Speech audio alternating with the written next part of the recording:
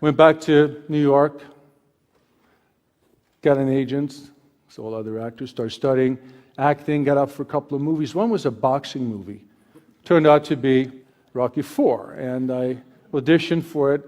Finally, I got the role, moved out here. I was training with Sly Stallone down here, about a mile away from here. And the film was shot and opened 30 years ago, Memorial Day. And I came out of the theater with Grace, and people were taking pictures of me. I'm like, what happened? Oh, I guess I'm a movie star. Okay, great. But you know, the problem was this. My troubles had only started. Because what happened was that frozen part of me, remember that I told you, started coming out and kind of running my life. Because what happens is when you have this trauma, it's like a soldier with post-traumatic stress, you end up acting on something called escape behavior. You're trying to escape from something that you can't escape from because it's inside of you. Drinking, sexual affairs, overeating, violence, you name it. I did a lot of bad things to myself. And 25 years later, 40 movies later, yeah, I was a movie star, but I was miserable most of the time. I had a failed marriage, 2 daughters who I loved, but they didn't even know me. My career was kind of rock bottom. This is only 5 years ago. And I didn't know how to get out of it. 2 things happened. I got a call from my old buddy Sly Stallone. Hey, Dolph, how you doing? I got the script. So check it out, see what you think. Well, the script was called The Expendables. It was a big hit. I was back on the big screen after 15 years. The other thing is I met this girl, fell in love with her, and I knew I was going to embark on the same stupid path I'd been down before. Actually, something happened. Some girl was flirting with me. I gave her my number. The usual, the text, the pictures. She saw it. A few of you may have been there. She went nuts. We were about to break up. And I said, I can't do this. I got to change my life somehow. She'd told me before, why don't you try therapy? Like, forget about it. It's for sissies. What about meditation? Do I look like an Indian guru? I don't think so. So, to make a long story short, I took up therapy 3 years ago, meditation, and it totally changed my life. Suddenly, this fog that I was living in lifted.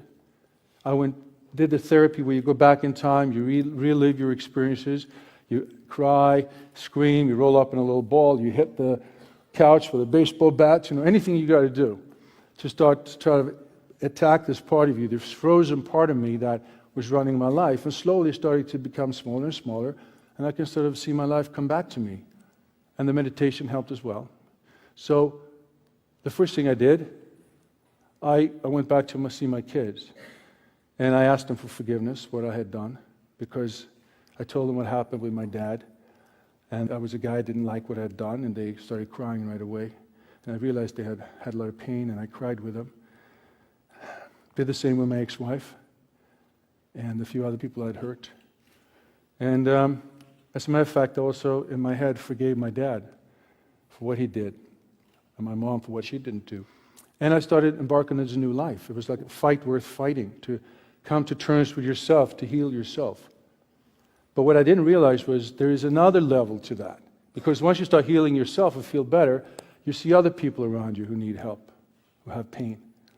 And faith kind of came to me, and I wrote and produced a movie about human trafficking called Skin Trade. I learned about human trafficking, which is a terrible crime. There's 20 million slaves in the world today. It's a $20 billion industry, second largest in the world. These people are physically humiliated, psychologically abused, they have no self-worth, sort of like how I used to feel.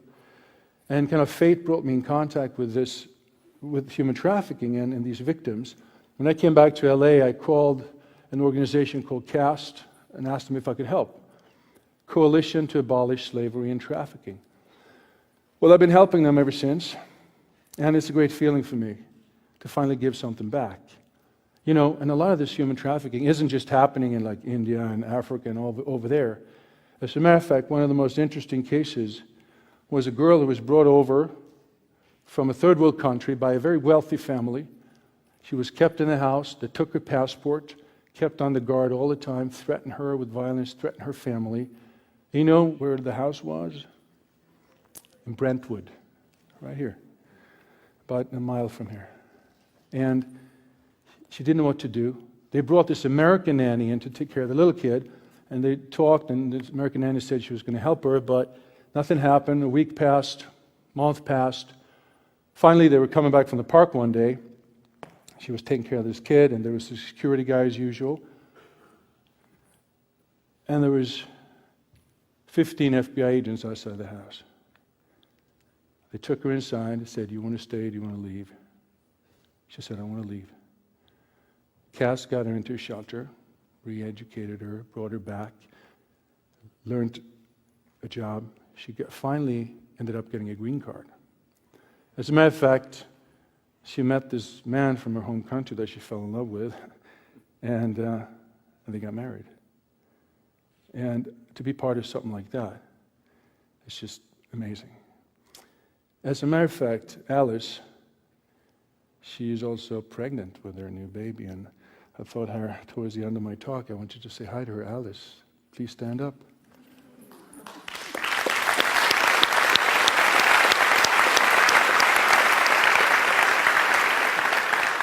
Anyway, I guess for me, the experience that I've told you about is like you have to come to terms with yourself. You have to love yourself so you can appreciate those things in others. If you heal yourself, you can heal others. And I think if you take time to look inside and find that little boy, that little girl inside yourself, then you treat them well, and then you're ready to look and see a little boy, a little girl next to you that may need some help. Because if you do that, it's just the greatest feeling in the world. Thanks.